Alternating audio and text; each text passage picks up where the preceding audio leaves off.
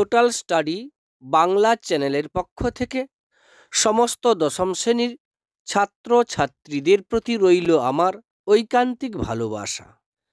আজকে আমি তোমাদের জন্য একখানি ভিডিও উপস্থাপন করব, যে ভিডিওটির আলোচ্য বিষয় পথের দাবি উপন্যাসের কেন্দ্রীয় চরিত্র অপূর্বের স্বাদেশিকতার পরিচয়।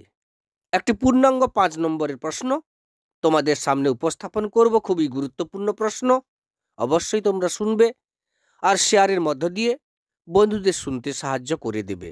শুরু করছি আমি।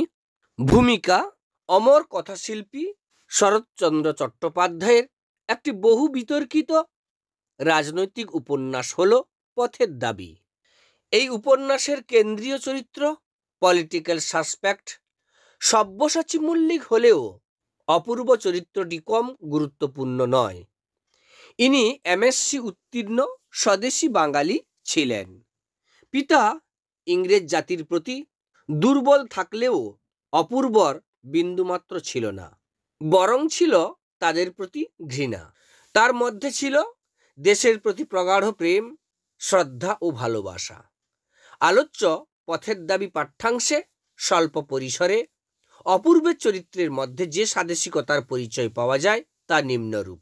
দেশপ্রেম: অপূর্ব বাংলাদেশের ছেলে এবং সে স্বদেশী ভাবধারায় বিশ্বাসী। নিমাইবাবুর মুখে সব্যসাচীর বর্ণনা ও দেশের জন্য আত্মত্যাগের কাহিনী শুনে অপূর্বের মনে এই মহান দেশপ্রেমিক সম্পর্কে শ্রদ্ধাভক্তি জেগে ওঠে। তাই তো তাকে বলতে শুনি, পরাধীন দেশের হে রাজবিদ্রোহী, তোমাকে শতকোটি নমস্কার। চারিত্রিক দৃঢ়তা: নিমাইবাবু অপূর্বের কাকা হলেও তাকে তিনি ঘৃণা করেন, কারণ সে বাঙালি হয়েও নিজের দেশের এত বড় একজন মুক্তিযোদ্ধাকে গ্রেপ্তার করার জন্য তৎপর। তাই নিমাইবাবু তার কাকা হওয়া সত্ত্বেও সে তাকে মনে প্রাণে ঘৃণা করে। তাকে বলতে শুনি, আমি তাকে কাকা বলি, আমাদের তিনি আত্মীয়, শুভাকাঙ্ক্ষী, কিন্তু তাই বলে আমার দেশের চেয়ে তিনি আপনার নন।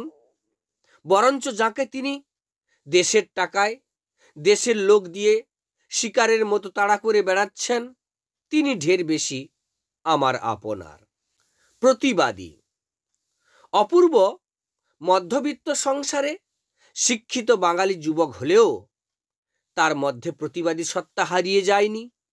তাই তো দেখা যায় ফিরিঙ্গি ছোঁড়ারা বিনা কারণে তাকে লাথি মারলে সে প্রতিবাদী হয়ে স্টেশন মাস্টারের কাছে অভিযোগ জানিয়েছিল, কিন্তু সে ভারতীয় বলে স্টেশন মাস্টার তাকে কুকুরের মতো তাড়িয়ে দিয়েছিল।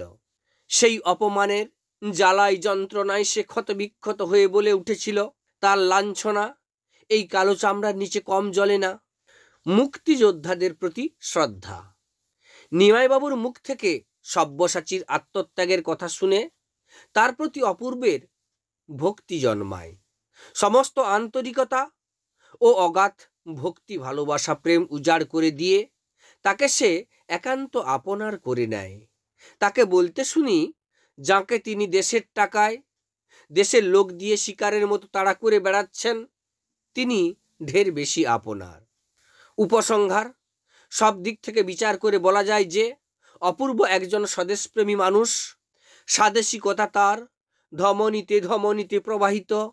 দেশের প্রতি, দেশের মানুষের প্রতি রয়েছে তার অগাধ প্রেম, আর সেই সঙ্গে ভারতবর্ষকে যারা পরাধীনতার নাগপাশ থেকে মুক্তি করতে চান তাদের প্রতি রয়েছে তার গভীর শ্রদ্ধা।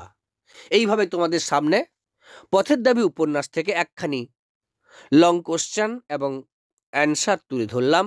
অবশ্যই তোমরা মনোযোগ দিয়ে শুনবে, অবশ্যই সফলতা পাবে। ধন্যবাদ।